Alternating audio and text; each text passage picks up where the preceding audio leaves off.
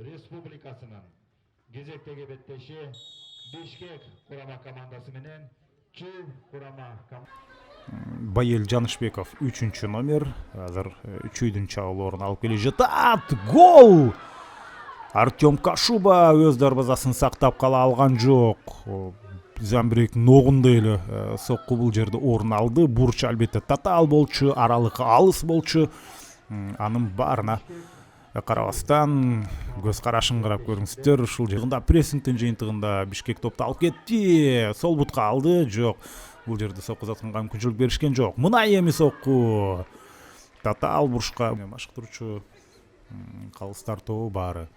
Андан бир күн эрте келишкен. Ошентип бир нече күндөн бери футбол майрамы орун алууда. Жана кандай сон Өзбекстан, Түркмөнстан жана башкалар алар өз тайпасында ойноп атат. Андыктан албетте бул суроого да жооп берип кетели. Азыр бул соккудан кийин тирөөчтүн бир аз сыртынан күрөшө турган оюнчулар бар. Алыскы бурушка топ келүүдө. Мына ушул жерде Баязат Сагынов топту тепти. Эле көп убакыт пауза орун алып калган. Баш менен сокку. Жана эки аракет менен топту сууруп чыкты Армин. Мына ошентип 0-1 эсеби менен биринчи таймды биз жыйынтыктадык. Чүй чындыгында Бишкекти биринчи таймда чөгөлөттү.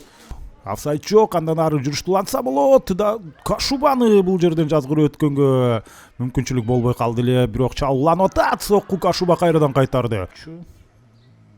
Протоколдон азырынча бул номерди таппай атам. Ал мезгилде дагы бир чабуул, гол. Жок, гол эмес. Топ дарбазага. Ал эми бул жерде стандарттык кабыл ишке ашып атат. Айпаттын ичине топ жүктөлдү. Артем Кашуба.